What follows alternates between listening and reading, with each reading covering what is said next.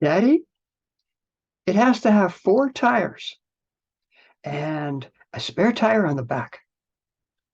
Mr. Toastmaster, fellow Toastmasters, and most welcome guests. Many years ago, when my daughter was still in public school, she had an assignment that she brought home for me to help her make it a toy car and bring it in the following week. So we got together with some pieces of paper and worked out what Nicole wanted this design to be.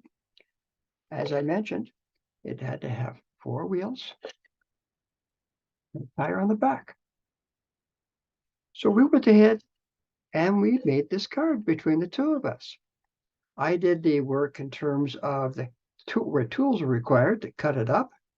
And of course, I supplied the materials and the tools.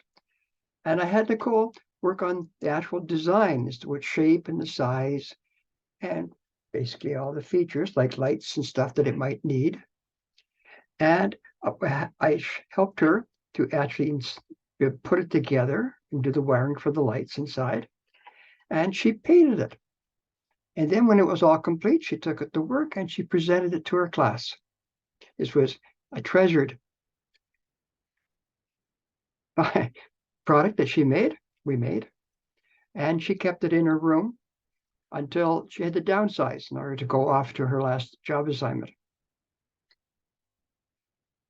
That was a lot of fun. And of course, I treasure it too. Later on, we had another project where we were to make a mousetrap spring-powered car. The idea was to make a car that would go with just the power held in the spring of a mousetrap to travel as far as it could across the gymnasium at her school. She had a mimeographed sheet of paper describing the only rule basically about it is that it must have no more power in it than what you could do with just a mousetrap spring. And it did suggest that you could use some CDs as the wheels. But other than that, there was pretty well nothing in guidance. Like, for example, how to attach the center of the CD onto an axle and how to get the power of the spring, turn that axle. None of that was provided. But we worked it out between the two of us. Got a balsa wood for a frame, 3 CDs, one on each, 2 in the back and 1 in the front. The axle attachment, well, fortunately, I had some welding rod, which was a very strong metal that could be the axle, that could cut the length to make it work. And I had some grommets, electrical parts, that just happened to make a tight fit inside the CD and a tight fit around the axle. Worked out perfect. Then the next challenge was how to get the power of the spring to turn that axle. And we worked out the idea that a string wrapped around the axle and pulled by the spring would do that. And then one more feature, which made our car go further than anybody else's, is that when the string had fully pulled as much as it could from the spring, it then disengaged. So it didn't wind back up and allowed the car to coast further than anybody else's. Wow, that was a success. Nicole had great time with that, going twice the distance on the first trials that anybody else could do. Of course, the competition copied some of our ideas, and they were almost able to catch up during the later trials, but not quite.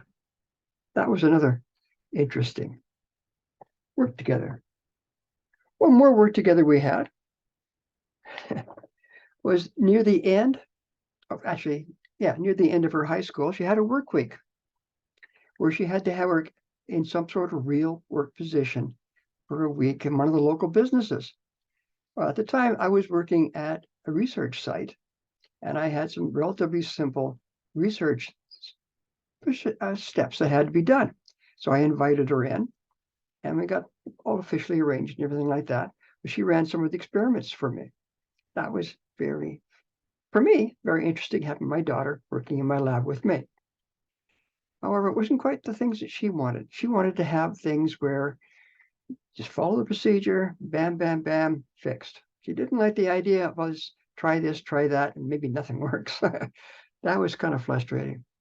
And I guess that's one of the reasons why she continued to work. She decided to keep working towards being mechanic, or automotive technicians are now called, rather than going off into engineering, especially into research. Well, later on, one more project to talk about. She was on her way off to college in the following fall, and she needed some transportation. Well, at that time, I had an old truck. We weren't using it anymore. It was a 1993 Mazda truck. Already 10 years old at that time, definitely past its best before date. Nicole and I got that fixed up and on the road, and worked out well for her. Another daughter and father job, well done. But it didn't end there. That truck later on became her hobby project. It's now a 30-year-old truck, and she's kept it up in condition, I think, just as good, if not better, than it was when I bought it brand new. Wow, was that interesting? One more thing. Now that she's in automotive, trying to encourage her to think about where automotive is going. Electric cars, battery electric cars. Well, I gave her a book like this just recently, talking about the basics of AC power. Electric cars use this, even though they got DC powered batteries. AC is what really makes them move. So I'm hoping that this will help her, as she'll need it shortly. She's lined up apparently for the new Hummer truck that GM is going to be bringing out. Going to be exciting times. Well, to Mr. Toastmaster.